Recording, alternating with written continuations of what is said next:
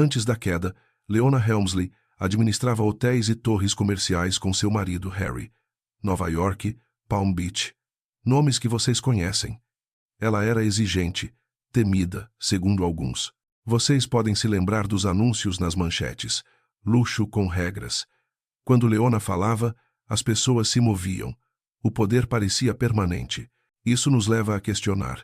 Quando o poder corporativo se torna tão absoluto que seus detentores começam a acreditar que estão acima das leis que regem o restante da sociedade, os promotores afirmaram que o esquema era simples.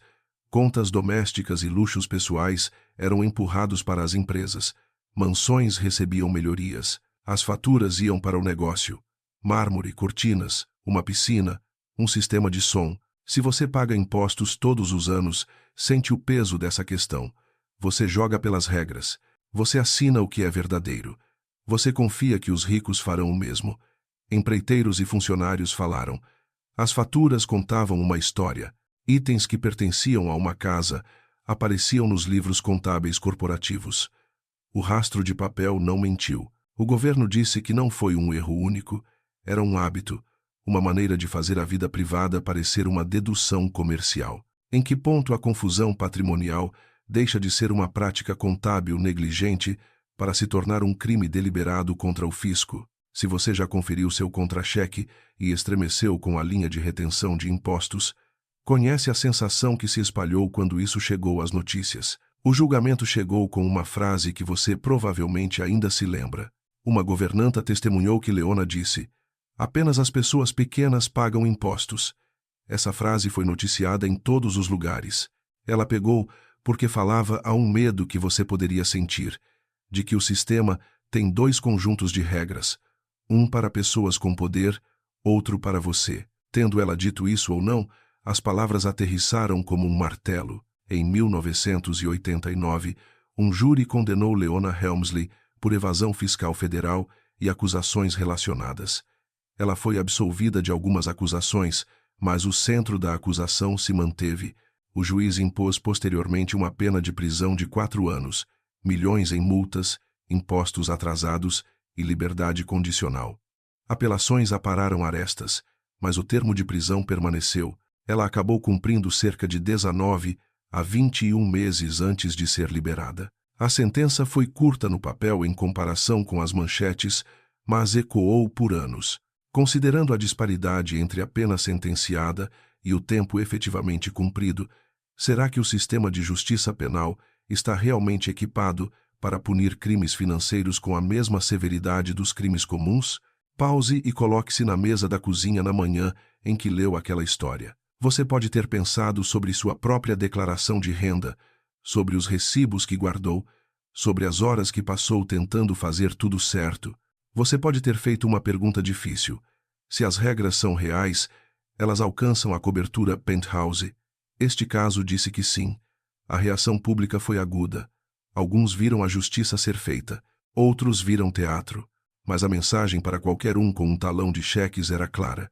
Você não pode transformar sua vida em uma dedução só porque é dono da empresa que paga a conta. A lei vai separar os substantivos e verbos na sua fatura. Pessoal não é uma palavra mágica. Negócios não é uma fantasia. Se você já se preocupou que a justiça seja apenas um slogan, este caso lhe deu algo sólido para apontar. As consequências ondularam pelas salas de diretoria e cozinhas. Contadores ficaram mais vocais. Diretores fizeram perguntas mais duras. A Receita Federal, IRS, parecia menos abstrata. O serviço comunitário transformou-se em uma segunda rodada de manchetes quando um juiz disse que a primeira tentativa dela parecia delegação, não serviço. O tribunal colocou mais horas no relógio. A lição não foi apenas o tempo de prisão. Foi a humildade em público. 2 verdades podem viver em uma história. Leona Helmsley construiu coisas que as pessoas admiravam, mas ela também violou as leis fiscais. Ela podia administrar um hotel como um relógio, mas não podia fazer de uma conta privada uma despesa corporativa. O registro legal é tinta, não humor. Um júri decidiu. Um juiz sentenciou. Um tribunal de apelações concordou com o núcleo da questão. As datas e os números ainda ensinam. Pense na frase que não morria. Apenas as pessoas pequenas pagam impostos. Ela continua surgindo porque toca em um nervo que você entende. Você paga os seus impostos. Você espera que os poderosos paguem os deles. Quando eles não o fazem, a raiva não é inveja, é justiça. Os anos 80 amavam o glamour. Eles também amavam regras que mantinham o jogo honesto. Esta história forçou ambos no mesmo quadro. Uma mulher que administrava palácios aprendeu como é uma cela. Uma conta que deveria ter sido pessoal foi lida em voz alta no tribunal. Considerando que a percepção de impunidade fiscal corrói a base do contrato social, somos forçados a refletir: será que a tributação progressiva funciona apenas na teoria, enquanto na prática, a complexidade contábil sempre oferecerá rotas de fuga para aqueles que podem pagar pelos melhores advogados?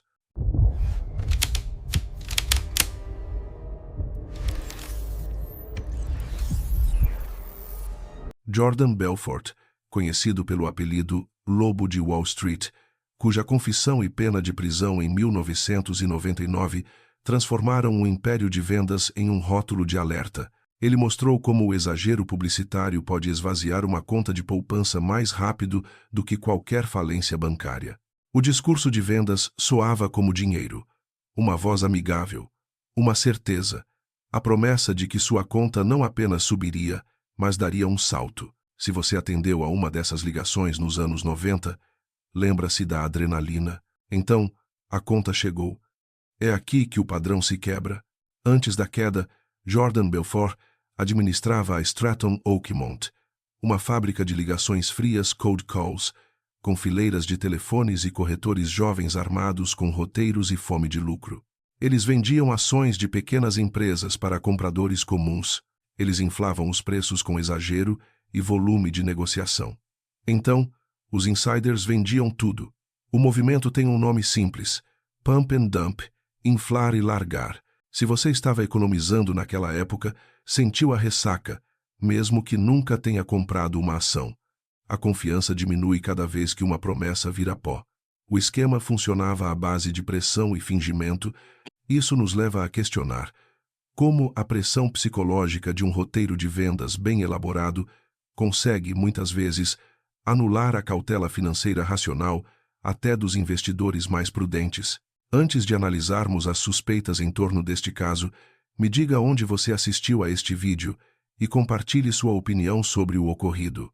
Vou ler todos os comentários e espalhar para o mundo. E não se esqueça de curtir e se inscrever no canal, para ser o primeiro a saber quando um novo vídeo for publicado.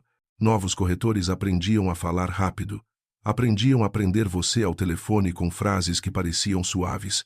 Se você hesitasse, eles voltavam com mais força.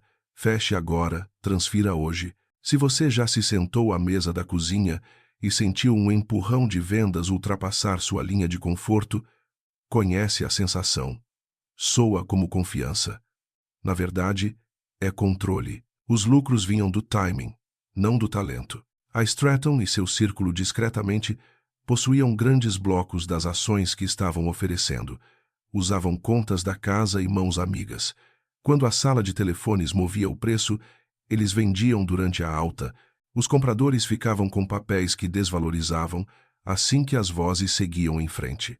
Se você já verificou um ticker e se perguntou por que ele caiu na manhã seguinte à sua compra, esta é uma resposta que explica muito. Reguladores viram fumaça em meados dos anos 90, reclamações de clientes, gráficos de preços que se curvavam da mesma forma. Uma nova emissão disparava com o volume. Depois afundava assim que o dinheiro novo parava. A Associação Nacional de Corretores de Valores Mobiliários iniciou casos. A Comissão de Valores Mobiliários, SEC, seguiu. Intimações se acumularam. Ex-corretores falaram. A história que contaram coincidia com os gráficos.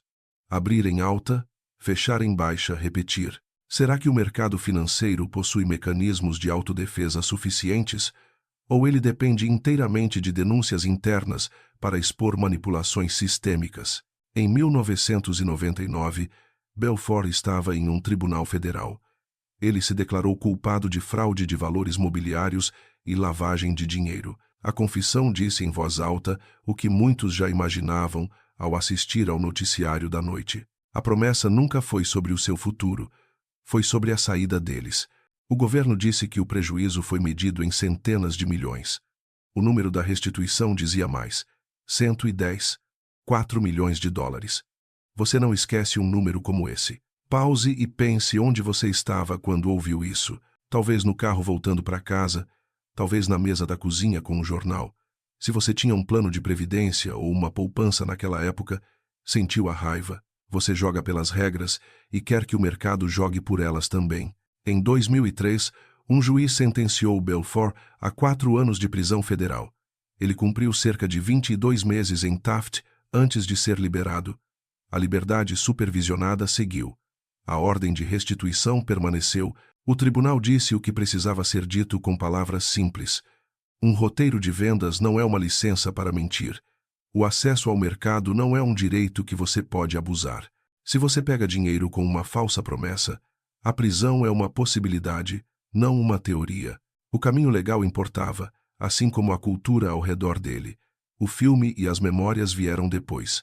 Eles transformaram uma história de crime em um conto pop que pode borrar a memória. Se você comprou ações naquela era, conhece a imagem verdadeira. Ligações frias que não paravam, extratos de conta no vermelho, um corretor que soava como seu amigo até o dinheiro acabar. Em Wall Street, o caso impulsionou reformas. Salas de cold call perderam espaço. Supervisores enfrentaram mais pressão pelo que acontecia nos telefones abaixo deles. Regras de adequação ganharam força. Firmas gravaram mais ligações. A conformidade sentou-se mais perto das vendas. Menos piscadelas, mais registros, menos exagero, mais provas. Em casa, a mudança foi pessoal. As pessoas aprenderam a dizer não mais rápido. Pediam um prospecto em vez de uma promessa. Elas pesquisavam os registros antes de transferir dinheiro. A regra que você criou na sua cabeça naquele dia ainda serve para você. Se um discurso exige que você haja agora mesmo, você não age. Belfort sabia vender. Ele também violou a lei. Ele construiu uma empresa que ensinou uma geração de telefonistas a pressionar os limites. Ele também operou uma máquina que separava pessoas de economias que elas não podiam repor. O registro não é uma cena de filme. É tinta, uma confissão, uma sentença, uma ordem de restituição que ainda aparece na cobertura quando as vítimas perguntam onde estão seus cheques. Você ganhou suas economias 1 hora de cada vez. Você não entrega essas horas a um estranho com um roteiro. Passamos pela ganância vestida de insight. Vimos como o sussurro de um banqueiro, a vantagem de um trader, o vazamento de um colunista e o rugido de um pregão de vendas. Todos dobram a mesma regra. A informação pertence a todos ao mesmo tempo. Quebre isso e pessoas se machucam. Após esses casos, as regras ganharam dentes. Bancos construíram muralhas reais entre setores bancários e de negociação. Chamadas foram gravadas. Formulários foram verificados 2 vezes. A lição é simples. O acesso é um dever, não um atalho. Considerando que a restituição financeira integral às vítimas é raramente alcançada nestes casos, somos forçados a refletir. A transformação de crimes financeiros reais em entretenimento de cultura pop acaba por minimizar a dor das vítimas e, inadvertidamente, incentivar novas gerações a buscar o mesmo tipo de glória distorcida.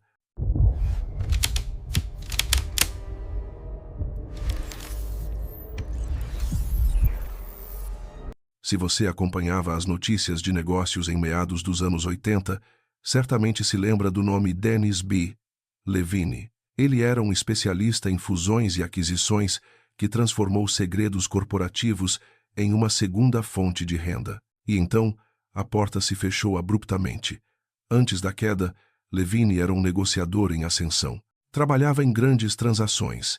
Estava próximo de cronogramas confidenciais e sabia exatamente quais empresas estavam em jogo e quando isso aconteceria. Esse tipo de acesso privilegiado deveria vir acompanhado de uma regra fundamental. Não se negocia com base nele. No entanto, de acordo com registros judiciais e a cobertura da mídia da época, Levine quebrou essa regra repetidamente. Isso nos leva a refletir. Quando o acesso à informação exclusiva se torna a principal tentação para o desvio de conduta profissional, se você analisava os mercados naquela época, talvez se lembre dos sussurros sobre contas em paraísos fiscais e chamadas codificadas. A imagem que surgiu mais tarde, durante as investigações, era simples e fria. Informações privilegiadas saíam de uma mesa que as detinha para uma conta que as utilizava, os preços se moviam e os lucros seguiam imediatamente. Os investigadores não começaram por Levine, começaram por negociações que pareciam incorretas. Uma agência bancária estrangeira sinalizou atividades incomuns ligadas a aquisições nos Estados Unidos. Os reguladores cruzaram essas negociações com os calendários dos acordos corporativos. As datas se alinhavam de forma perfeita demais. Algumas intimações transformaram-se em uma pilha de documentos. Registros telefônicos encontraram ordens de compra. O rastro documental não mentiu. O que parecia habilidade de mercado começou a parecer um projeto deliberado. Se você tinha dinheiro investido naquela época, conhece a sensação. Em um dia você confia no sistema. No outro se pergunta quem sabia das notícias antes de você. Como o investidor individual pode manter a confiança em um mercado onde a informação parece fluir primeiro para os conectados e depois para o público? Levine estabeleceu canais offshore e utilizou intermediários, movendo lucros através de camadas destinadas a esconder a verdadeira mão no interruptor. As negociações se agrupavam em torno de ofertas públicas e conversas sobre fusões. A estratégia era clara: comprar antes da notícia, vender após o arquivamento oficial e repetir. Nada disso era dramático por si só, e esse é exatamente o ponto. Infrações de colarinho branco muitas vezes se escondem na rotina. A mesma mesa, o mesmo telefone, o mesmo timing afortunado, até que alguém faça as contas e perceba o padrão. Em 5 de junho de 1986, Dennis Levine declarou-se culpado de fraude de valores mobiliários, evasão fiscal e perjúrio. Ele concordou em cooperar com os investigadores e devolver o que a Comissão de Valores Mobiliários, SEC, classificou como lucros ilícitos, totalizando cerca de 11,5 milhões de dólares, uma devolução recorde na época. Ele também aceitou um banimento vitalício da indústria de valores mobiliários. Se você trabalhava em uma corretora ou banco naquela era, lembra-se da mudança de clima, os escritórios ficaram silenciosos e memorandos de conformidade tornaram-se rigorosos da noite para o dia. A cooperação abriu portas que estavam trancadas há anos. Levine levou os investigadores a um alvo maior: Ivan Boesky. O vínculo entre segredos bancários e apostas de arbitragem deixou de ser um rumor para se tornar um mapa investigativo. A partir daí, mais nomes surgiram: mesas de negociação, corretores, consultores. Cada entrevista apontava para o próximo arquivo. Cada arquivo puxava outro fio da meada. Podia-se sentir o mercado financeiro prendendo a respiração. Levine admitiu o que fez. Negociou com base em informações confidenciais de acordos, mentiu para encobrir o fato e não declarou a renda. Ele concordou em ajudar o governo a construir o caso mais amplo. Em abril de 1987, ele começou a cumprir uma sentença de 2 anos em uma instalação federal na Pensilvânia. Para um homem que vivia de calendários e datas de fechamento, o novo calendário era medido em meses e dias atrás de um portão. É nesse momento que uma manchete se torna uma realidade de vida. Levine era talentoso, mas violou a lei para financiar um estilo de vida com negociações que o público não podia ver. Então, ajudou os promotores a lançar uma rede mais ampla. Essa cooperação não apagou o ato, mas explicou o método e tornou outros processos possíveis. Os anos 80 não mudaram de curso por causa de uma única pessoa, mas essa confissão colocou um marco na estrada. Problemas assim não explodem de repente.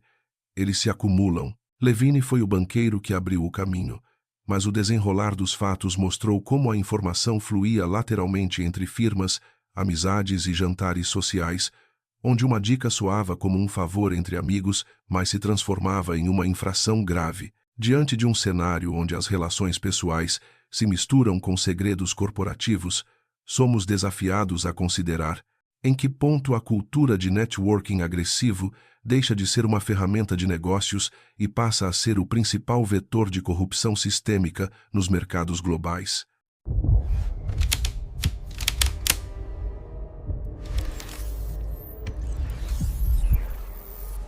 A prisão foi um choque. Um sócio da Goldman Sachs, chefe de arbitragem de risco, deixou o pregão na frente de toda a sua equipe. Se você trabalhou em qualquer lugar próximo aos mercados financeiros nos anos 80, lembra-se do impacto. É aqui que o padrão se quebra. Robert M. Freeman vivia na interseção entre a notícia e o preço. Sua mesa assumia o outro lado das apostas de aquisição. Ele via os fluxos. Ele ouvia os rumores. A arbitragem é um negócio de vantagens medidas em minutos. A regra é simples. Você usa fatos públicos e sua habilidade. Você não usa segredos. Essa linha é o que mais importa quando o dinheiro se move rápido. Mas, em um ambiente onde a informação é a moeda mais valiosa, como definir o momento exato em que a análise de mercado agressiva se transforma em vantagem ilícita? Antes de analisarmos as suspeitas em torno deste caso, me diga onde você assistiu a este vídeo e compartilhe sua opinião sobre o ocorrido. Vou ler todos os comentários e espalhar para o mundo. E não se esqueça de curtir e se inscrever no canal para ser o primeiro a saber quando um novo vídeo for publicado. Ele tinha o currículo que acalmava os clientes. Anos na firma, uma reputação de controle, o tipo de pessoa em quem os conselhos de administração confiavam quando um acordo chegava às páginas dos jornais. Se você tinha uma conta de aposentadoria naquela época, via nomes como o dele na seção de negócios e tomava isso como um sinal de que o sistema funcionava. Essa confiança é a razão pela qual este caso atingiu com tanta força. Os investigadores já estavam ocupados. Dennis Levine havia se declarado culpado. Martin Siegel havia mudado de lado. Suas histórias traçavam linhas finas dos andares bancários às mesas de negociação. As linhas continuavam cruzando um nome: Freeman. Os detalhes pareciam áridos até que você os colocasse lado a lado: um telefonema, uma negociação, um arquivamento que atrasou e a repetição disso. Padrões convencem quando o drama não convence. A conduta na qual o governo focou era estreita, mas nítida. Informações sobre um grande acordo se moveram antes que o mercado as tivesse. A transação da empresa Beatrice foi um exemplo. As ações se moveram no momento certo. Esse tipo de timing é o objetivo da arbitragem quando é legal. É o problema quando depende de um fato que o público não pode ver. Isso levanta uma dúvida sobre a estrutura do mercado. Será que os sistemas de monitoramento internos são desenhados para detectar essas anomalias ou apenas para validar o sucesso financeiro independentemente da origem? Se você observava os preços naqueles dias, sabe o quão rápido um rumor podia levantar uma ação. Agora, imagine esse aumento impulsionado pela certeza. Em agosto de 1989, após 2 anos desgastantes de manchetes, Freeman concordou em se declarar culpado de uma acusação de fraude postal ligada ao uso de informações privilegiadas. Não houve fase de cooperação, nenhum longo discurso, apenas uma única infração grave e uma saída da firma que ele ajudou a liderar. Se você estivesse em um pregão naquela semana, lembra-se do silêncio que se seguiu à notícia. Grandes salas podem ficar muito silenciosas. O caminho legal permaneceu rigoroso. O governo havia perseguido acusações maiores. Algumas não colaram em outros alvos, mas esta colou. Em abril de 1990, um juiz sentenciou Freeman a 4 meses de custódia federal e impôs uma multa de $1 milhão. Para Wall Street naquela época, a multa falou alto, assim como a imagem de um sócio indo para um campo de prisioneiros. Os títulos corporativos param no portão. Pause aqui e coloque-se naquele momento. Talvez você estivesse na mesa da cozinha com o jornal da manhã. Talvez estivesse em uma mesa onde as pessoas pararam de brincar pelo intercomunicador. Um sócio da Goldman tinha uma sentença. Se você confiava na marca, sentiu o chão tremer um pouco sob seus pés. As consequências alcançaram muito mais longe do que um único escritório. Dentro das firmas, a muralha entre o setor bancário e o de negociação ganhou dentes reais. Pedidos por detalhes de cor sobre um acordo pararam de soar casuais. As pessoas começaram a registrar tudo. A conformidade, compliance, deixou de ser uma pasta que juntava poeira para se tornar uma lista de verificação que tocava cada chamada. Se você trabalhava na época, viveu essa mudança. Duas verdades podem viver em uma única história.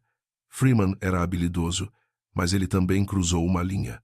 O tribunal puniu a infração em meses, não anos, mas a mensagem durou muito mais tempo. Uma quebra nas regras nesse nível diz a todos abaixo que ninguém é intocável. É assim que a confiança é reparada lentamente, com a prova de que consequências existem. A Goldman carregou um hematoma da prisão, reconstruindo sua imagem com tempo e desempenho. Mas para as pessoas que estavam lá, a imagem nunca partiu. Um sócio algemado é algo difícil de esquecer. Isso disse à rua que a cooperação havia aberto portas reais. Quando Siegel apontou, os promotores ouviram. Quando os promotores olharam, encontraram o suficiente. É por isso que este caso ainda aparece em treinamentos de conformidade todos esses anos depois. Você ainda pode ter aquela velha sensação no estômago quando ouve esses nomes. Não é apenas sobre dinheiro, é sobre justiça. Se você estava poupando naqueles anos, disseram-lhe que o mercado é um campo nivelado. Este caso forçou uma promessa melhor. O campo pode ser nivelado se as pessoas com acesso respeitarem as regras e se os árbitros apitarem quando elas não o fizerem. O registro fechou com números fáceis de dizer e difíceis de viver. 4 meses, $1 milhão e uma carreira reiniciada do zero. Após o caso criminal, houve consequências civis também. Suspensões, pagamentos, anos onde a porta para a velha vida permaneceu fechada. Uma longa sombra para uma sentença curta. Diante dessa disparidade entre o tempo de reclusão e a destruição profissional, somos forçados a refletir. Será que a verdadeira punição para o crime de colarinho branco não é a perda da liberdade física, mas sim o exílio permanente de um mundo construído inteiramente sobre status e reputação?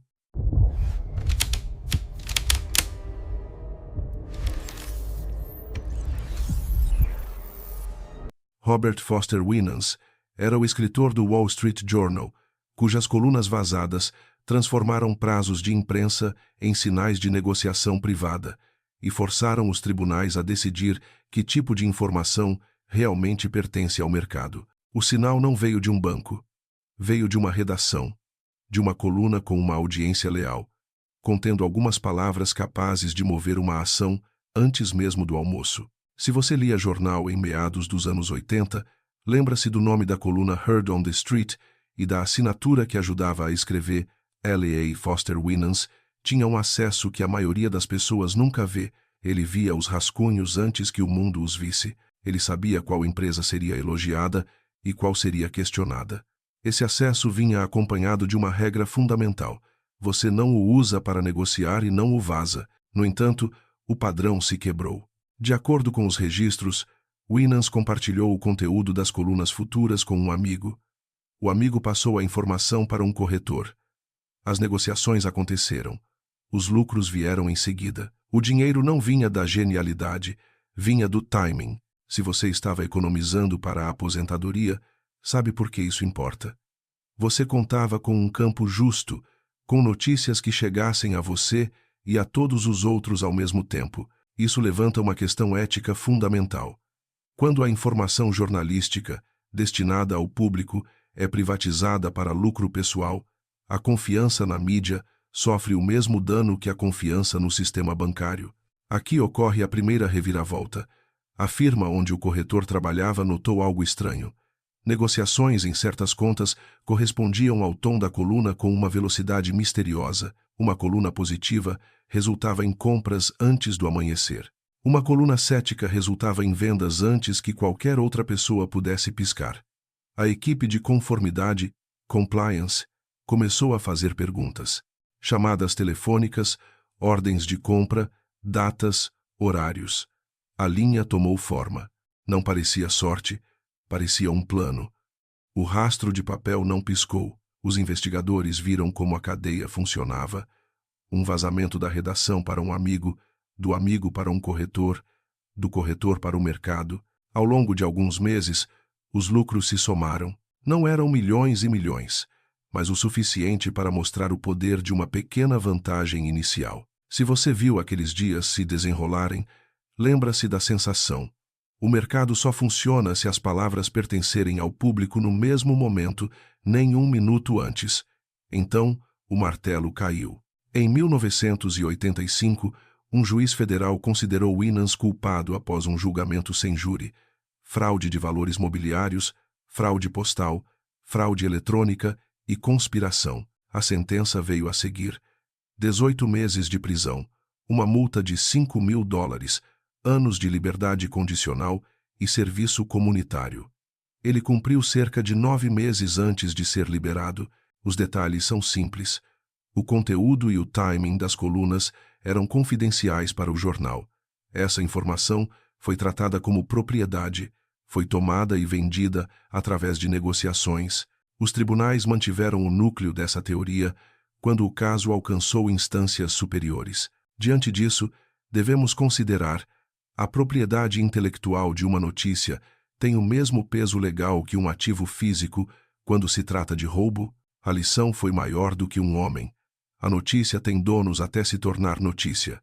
Usá-la antecipadamente não é esperteza, é cometer uma fraude. Pause por um momento e pense onde você estava quando aquela manchete surgiu. Talvez estivesse na mesa da cozinha com o jornal ou no trabalho com a TV ligada no canto. Você podia sentir a confiança se curvar um pouco. Se uma coluna podia ser transformada em um sinal antes da impressão, o que mais poderia ser manipulado? Aqui vem o próximo abismo. As consequências moveram-se por ambos os mundos. As redações endureceram as regras.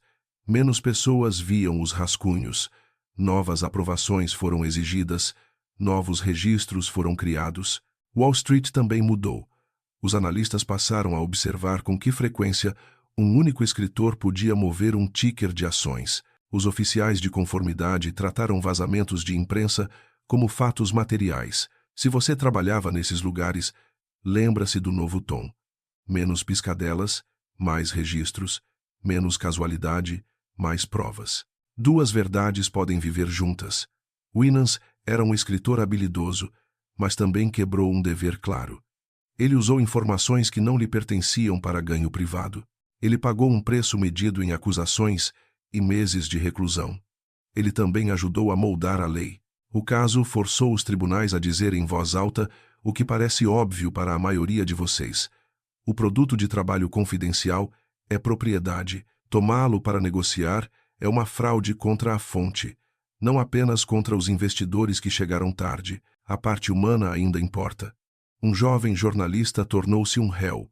Um jornal orgulhoso tornou-se uma vítima. Os leitores aprenderam que mesmo espaços de confiança podem ser violados por acordos silenciosos. Considerando que hoje a informação circula em milissegundos nas redes sociais, somos desafiados a refletir. Será que o conceito de informação privilegiada ainda pode ser eficazmente policiado, ou a velocidade da era digital tornou a fronteira entre notícia pública e dado privado irremediavelmente difusa?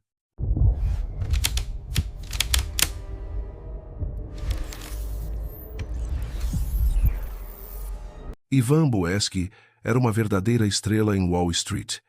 Ele proferia discursos para estudantes, dizendo-lhes que a ambição era algo positivo. Dizia que querer mais não era uma fraqueza, mas sim a chave para o sucesso.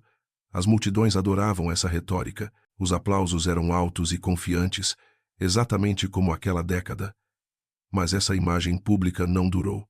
Os aplausos foram substituídos por um número frio: 100 milhões. Não se tratava do valor de uma empresa, nem do preço de um grande negócio. Era uma multa. A maior que Wall Street já tinha visto até aquele momento. Aquele foi o ponto de virada. Boesky passou de símbolo de sucesso a símbolo de ganância excessiva. Ele administrava uma firma que parecia detectar ofertas públicas de aquisição antes mesmo que elas chegassem ao público, posicionando grandes quantias em empresas que, de repente, pareciam alvos de compra e retirando o dinheiro assim que as ofertas eram concretizadas.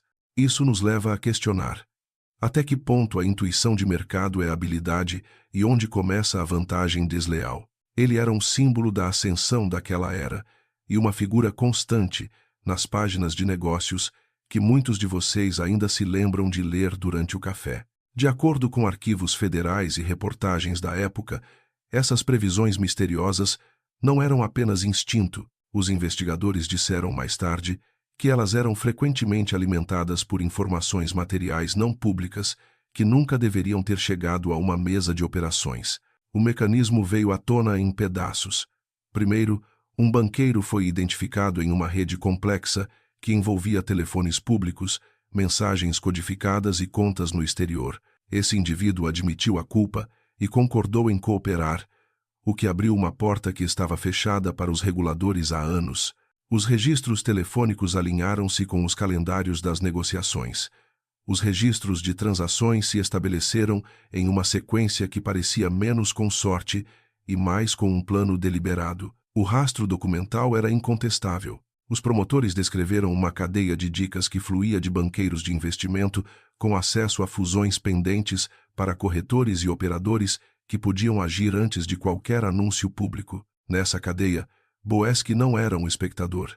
Ele era um beneficiário.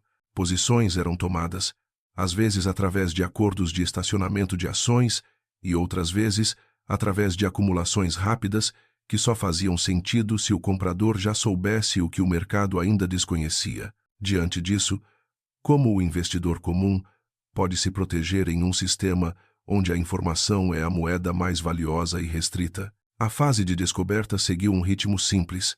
Um acordo judicial produzia outra testemunha, e cada testemunha guiava os investigadores para o próximo conjunto de arquivos. O tempo era crucial. Quando uma chamada acontecia em uma determinada hora e um bloco de ações se movia minutos depois, o padrão parecia mecânico. Esse é o tipo de matemática que convence pessoas que não se importam com o drama, mas que se importam apenas com a prova.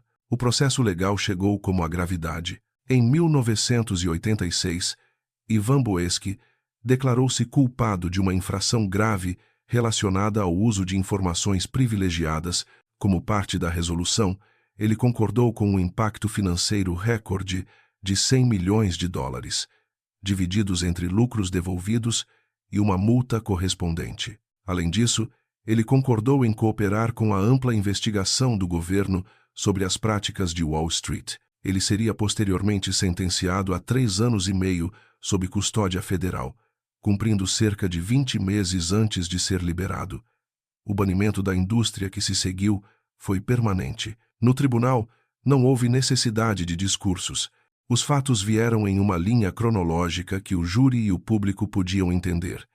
Informações não públicas sobre ofertas de aquisição, negociações feitas antecipadamente e lucros realizados quando os arquivos se tornavam públicos para uma audiência de mercado que vivia de histórias de genialidade e intuição. Será que as punições financeiras são suficientes para dissuadir práticas que podem desestabilizar economias inteiras?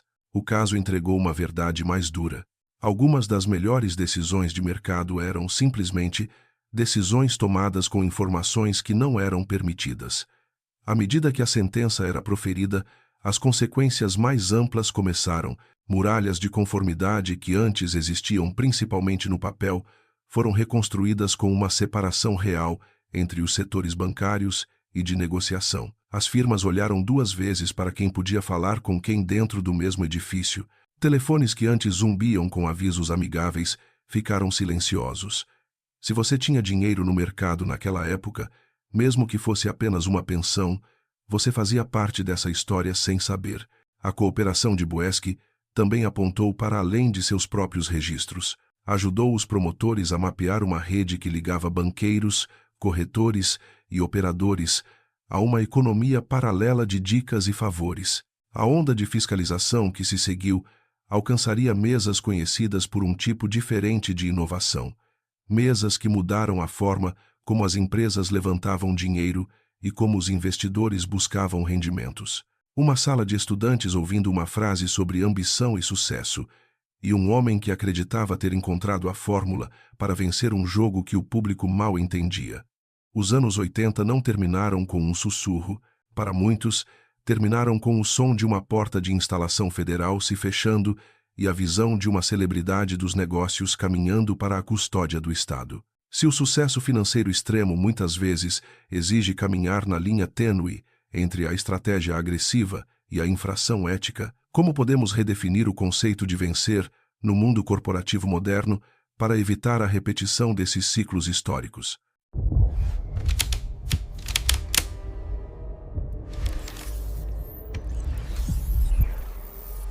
Antes da queda, Michael Milken liderava a mesa de títulos de alto rendimento na Drexel Burnham Lambert. Ele acreditava que as empresas excluídas dos empréstimos tradicionais ainda poderiam levantar capital, desde que o risco fosse melhor precificado. A estratégia era construir um mercado profundo e manter os compradores sempre prontos.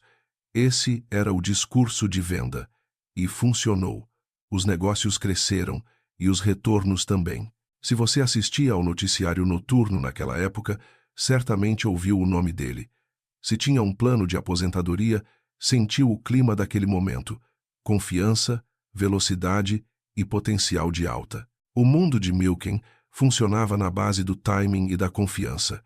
Emitir um título, colocá-lo com clientes fiéis, manter o mercado líquido e planejar o próximo movimento. No entanto, de acordo com registros judiciais e notícias da época, alguns desses movimentos cruzaram as regras estabelecidas para manter os mercados justos, mas até que ponto a busca por eficiência de mercado pode justificar a flexibilização das normas que garantem a equidade para todos os participantes? Não se tratava de dicas sussurradas em um canto escuro, mas sim de algo mais parecido com a curvatura lenta e constante de um sistema.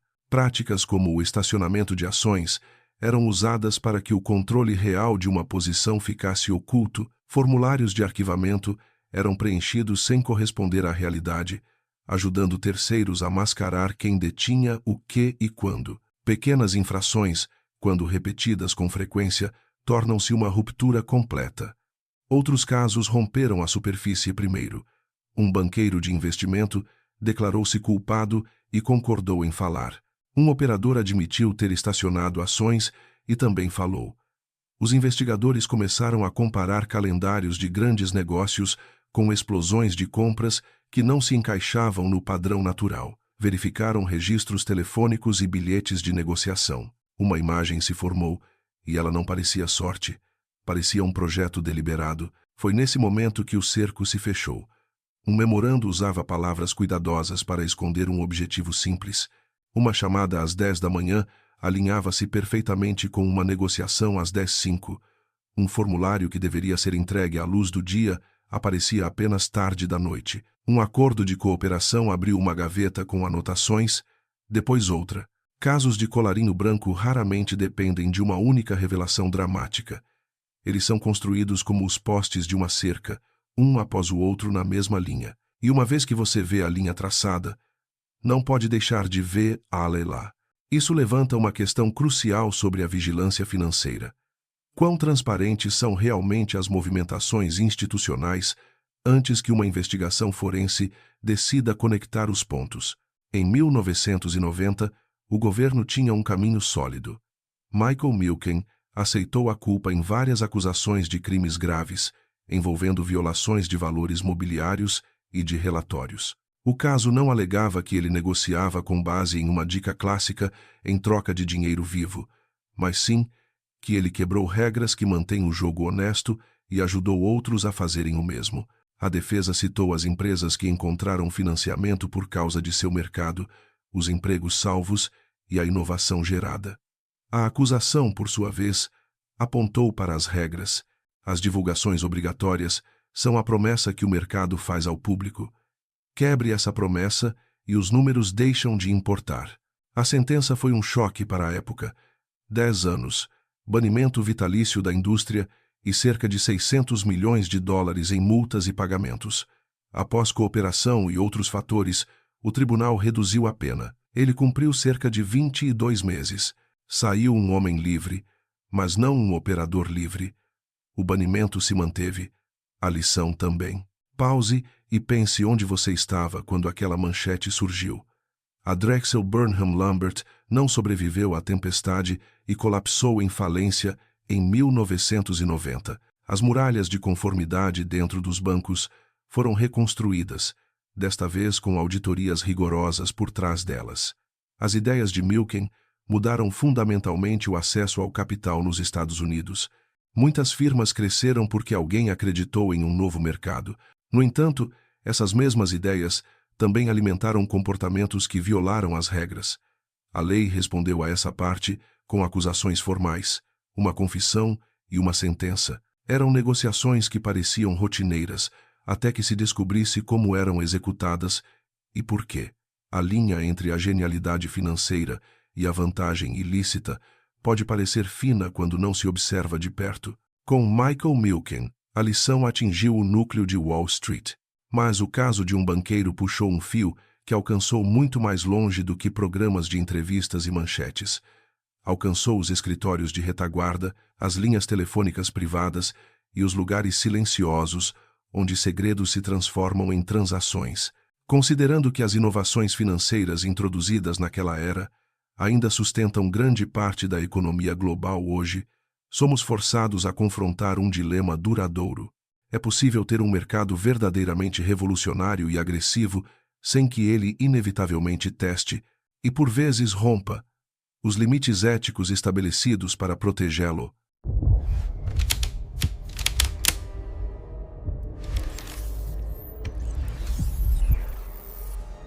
Tudo começa com uma mala, não uma pasta executiva, organizada e fina para apresentações de negócios, mas uma mala pesada, recheada de dinheiro vivo. Esse é o tipo de detalhe que se ouve uma vez e nunca se esquece. Nos anos 80, essa imagem estava no centro de uma das quedas mais famosas de Wall Street. Antes do colapso, Martin Siegel era uma estrela na Kidder Peabody. Ele conhecia o jogo das aquisições melhor do que quase ninguém. Ele sabia quais alvos eram prováveis, quais licitantes estavam circulando e quais datas eram cruciais. Esse acesso vinha acompanhado de uma regra fundamental: você não negocia com base nessas informações, e você não as vende. Se você assistia ao noticiário de negócios naquela época, lembra-se do brilho em torno do nome dele: inteligente, rápido, conectado. De acordo com registros judiciais e a cobertura da mídia da época, Siegel encontrou o maior jogador do mundo da arbitragem de risco, Ivan Boesky. Segredos começaram a transitar. Detalhes de acordos pendentes, o timing de ofertas públicas, os fatos silenciosos que movem os preços antes que o público tenha qualquer chance. Em troca, Siegel recebia dinheiro. Muito dinheiro. A história que ficou marcada para o público foi direta: malas cheias de dinheiro. Soava como um filme, mas não era. Era um plano estruturado. Isso nos leva a questionar: por que a visualização física da corrupção, como uma mala de dinheiro, nos choca mais do que transferências digitais complexas?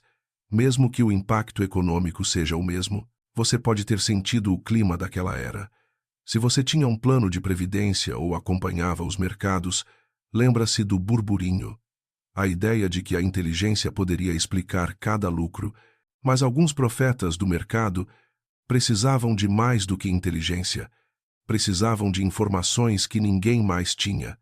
Essa é a linha divisória. Cruzá-la significa que a vitória não é fruto de habilidade, mas de um jogo desleal. Os investigadores não começaram por Siegel. Eles começaram com negociações incomuns em torno de fusões. Eles cruzaram essas negociações com calendários de acordos, chamadas em horários estranhos, e ordens que entravam no sistema minutos depois. O padrão parecia organizado demais. Então, um caso rompeu a superfície.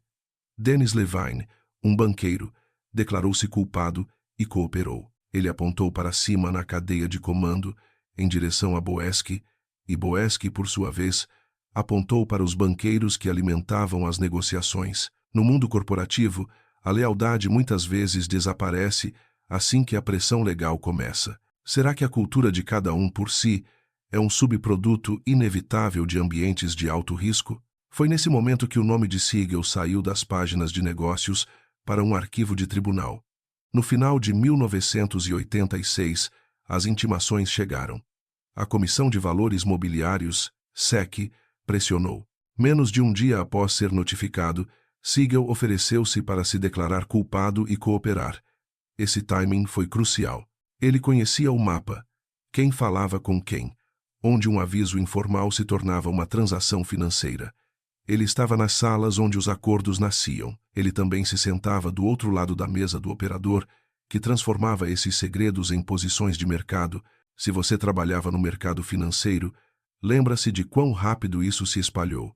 Telefones ficaram silenciosos, portas se fecharam. As pessoas se perguntavam se chamadas de rotina ainda eram seguras.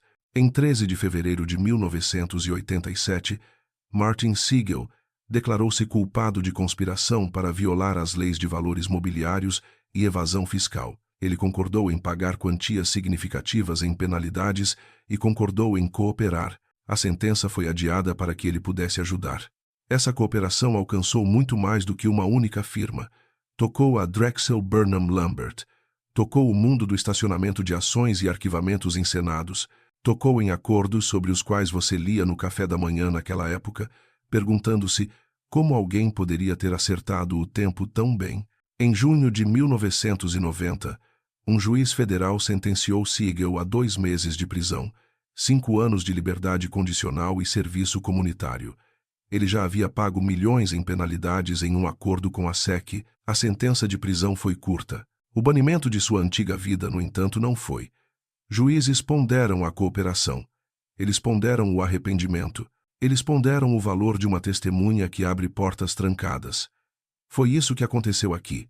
A justiça deve priorizar a punição severa do indivíduo ou a utilidade dele para desmantelar uma rede maior. A justiça não é apenas punição, é também exposição. Mostrar o esquema. Fazê-lo parar. A cooperação de Siegel tinha um nome atrelado a ela que abalou as ruas. Robert M. Freeman, o chefe de arbitragem de risco do Goldman Sachs. Por anos, aquele escritório era onde os acordos encontravam o mercado. As informações de Siegel guiaram os promotores em direção a negociações e chamadas que eles haviam perdido. Nem todas as pistas se sustentaram. Algumas prisões que geraram grandes manchetes no início não sobreviveram ao processo legal, mas uma sobreviveu. Freeman acabou se declarando culpado de uma infração grave e cumpriu pena. Siegel também foi uma fonte de informações não autorizadas. Ele ajudou os promotores e ajudou a si mesmo ao fazer isso. Sua sentença refletiu essa mistura, pouco tempo recluso, mas uma longa sombra sobre sua reputação. O caso ainda é ensinado porque mostra como atos silenciosos se somam. Uma reunião aqui, uma negociação ali. Nada dramático até que você veja a linha que eles desenham. O que se movia através de um arbitrador alcançava um negociador estrela, e, do negociador, o caminho corria direto para uma das mesas mais poderosas de Wall Street. Considerando que Martin Siegel recebeu uma pena de prisão de apenas 2 meses em troca de expor figuras como Robert Freeman, somos forçados a confrontar um dilema ético profundo sobre o sistema de justiça moderno. O uso da delação premiada, ao oferecer clemência a criminosos de colarinho branco que traem seus pares, acaba por validar a ideia de que a informação é, de fato, a moeda mais valiosa de todas, capaz de comprar até mesmo a liberdade após o cometimento de fraudes sistêmicas.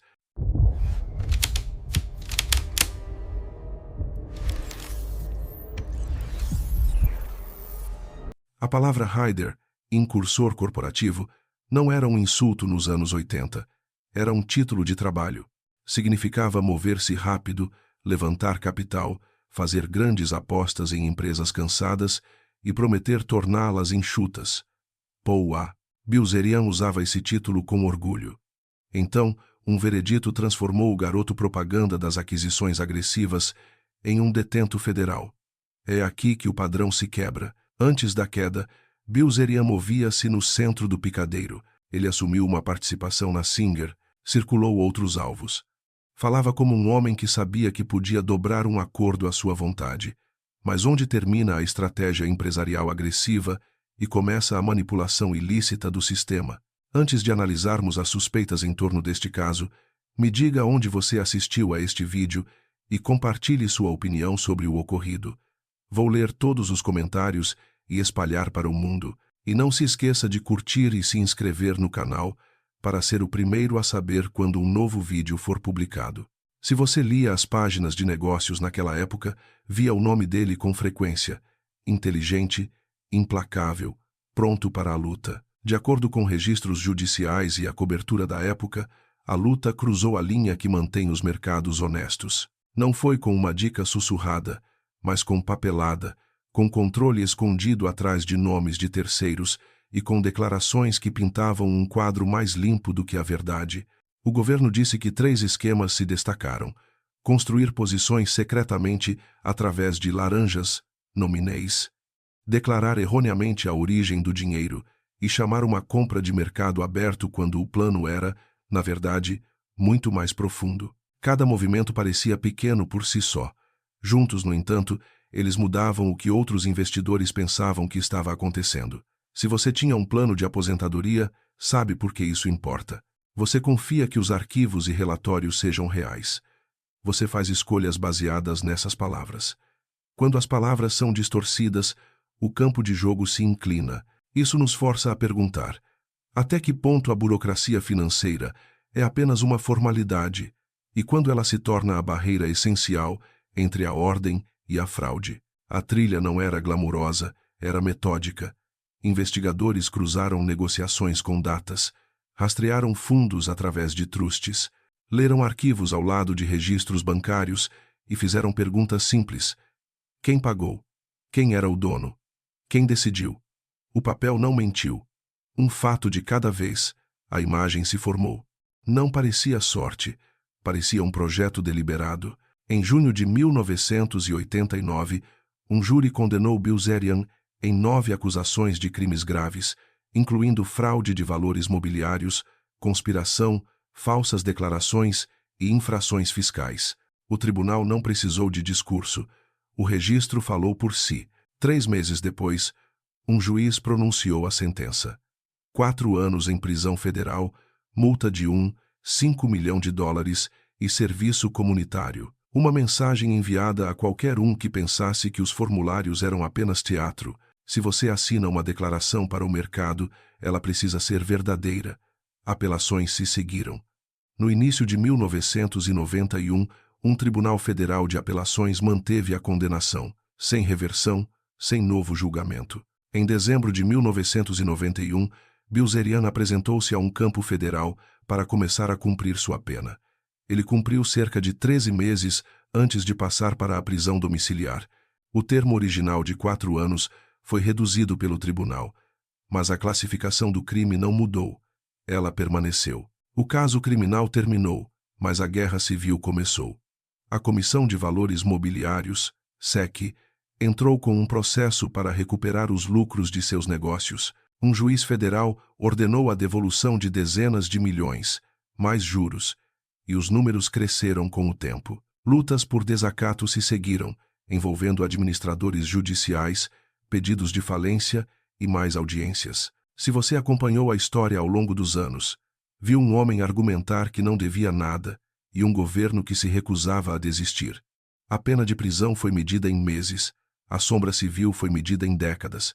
A persistência das batalhas legais civis é uma forma eficaz de justiça ou apenas prolonga o espetáculo sem resolver o dano causado ao mercado? A lição mais ampla aterrissou rápido em Wall Street. Este caso não era sobre uma dica passada em um guardanapo, era sobre a verdade em documentos, propriedade, origem dos fundos e controle real. Bilzerian era talentoso, mas também violou a lei. Ele construiu posições com audácia e velocidade, mas usou estruturas que escondiam fatos que o mercado tinha o direito de saber. Um júri pesou isso. Um juiz definiu a pena. Um tribunal de apelações confirmou. O registro legal não é um estado de espírito, é tinta no papel. Pause e pense sobre o que isso significou. Se você estava economizando para a aposentadoria naqueles anos, confiava que os formulários que lia eram corretos. Você tomava decisões baseadas nessa confiança. Este caso disse que sua confiança importava. Disse que a lei a protegeria, mesmo quando a pessoa do outro lado tivesse poder, dinheiro e vantagem inicial.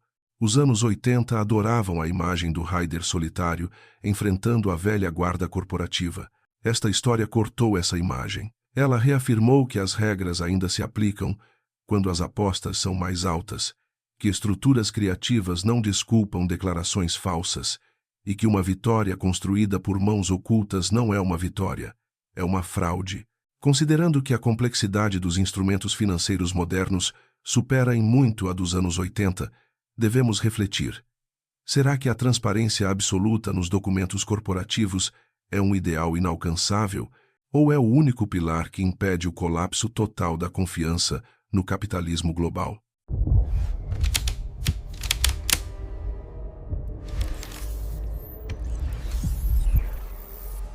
Charles Keating Jr., a figura no centro do colapso das instituições de poupança e empréstimo, cujas condenações e reversões marcaram uma era. No final dos anos 80, a Lincoln Savings and Loan vendia um sentimento específico. Muitos de vocês devem se lembrar dos anúncios.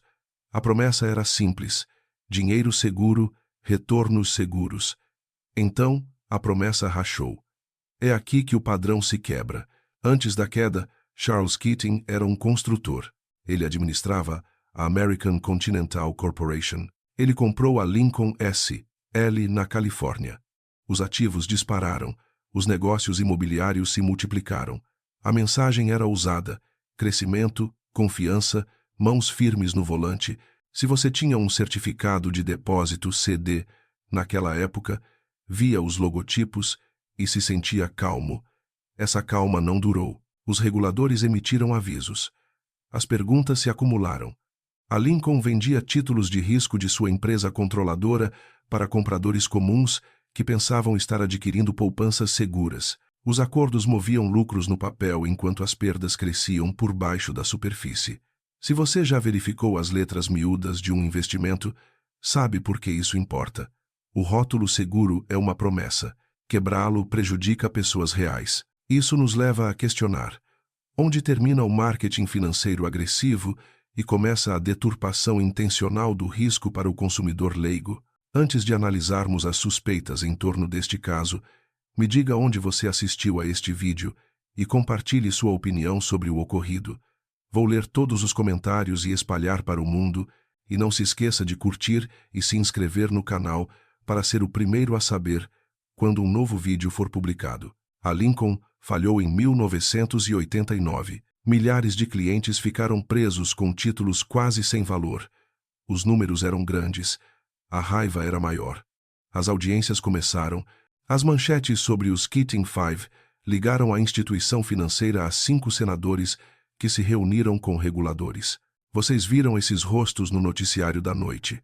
Sentiram a sensação de que o campo de jogo poderia não ser nivelado. Em dezembro de 1991, um júri da Califórnia condenou Keating por fraude de valores mobiliários ligada a essas vendas de títulos. Em abril de 1992, um juiz o sentenciou a 10 anos de prisão estadual e multas. Um segundo caso se seguiu. Em janeiro de 1993, um júri federal em Los Angeles o considerou culpado de extorsão, conspiração e fraude. Em julho daquele ano, o tribunal impôs 12 anos e 7 meses.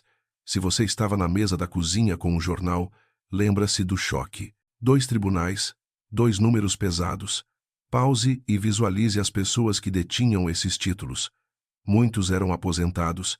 Alguns de vocês assistindo hoje podem ter conhecido um vizinho, um pai, um amigo. Eles entraram em uma agência em busca de segurança e saíram com um risco que não entendiam. Essa não é uma história de mercado, é uma história de mesa de cozinha. As apelações moveram o terreno.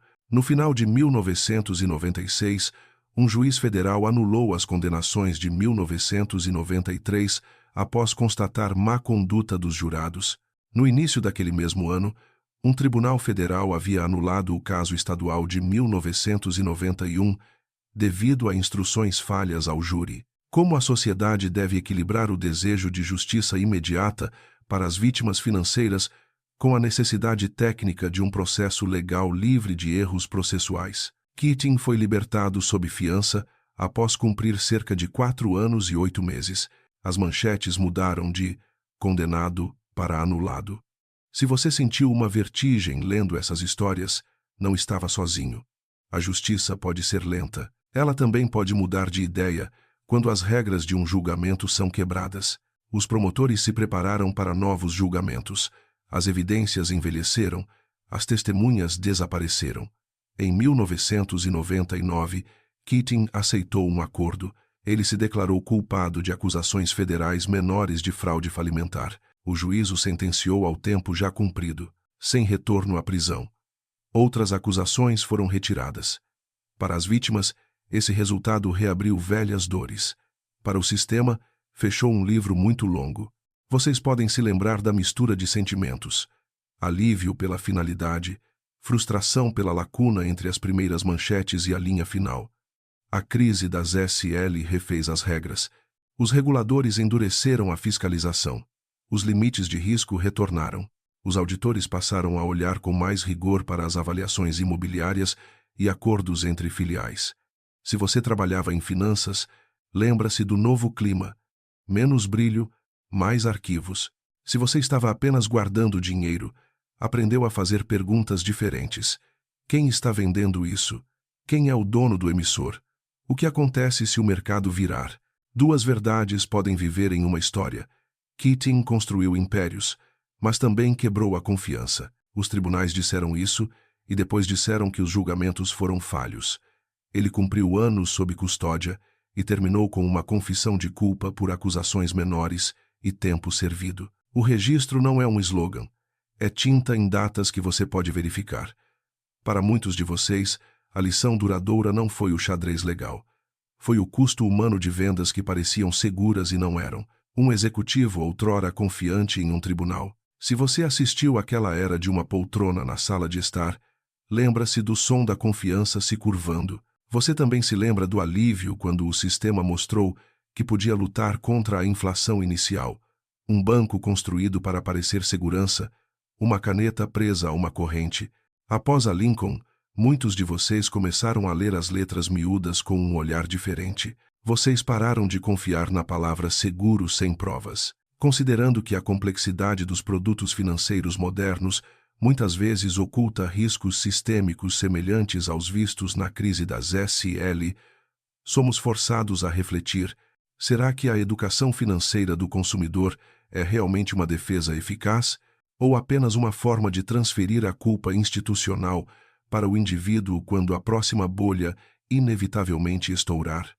Ao revisitarmos esses 10 casos emblemáticos, percebemos que não estamos apenas olhando para arquivos empoeirados de tribunais, mas sim para a desconstrução de um mito. O fio condutor que une essas histórias não é apenas a busca pelo lucro, mas a crença perigosa de que o sucesso justifica qualquer atalho. Vimos gênios do mercado, executivos de hotéis e escritores influentes que, em algum momento, decidiram que as regras aplicadas ao público comum não se aplicavam a eles. Essa arrogância sistêmica não custou apenas bilhões em multas e restituições. Ela cobrou um preço muito mais alto: a confiança da sociedade.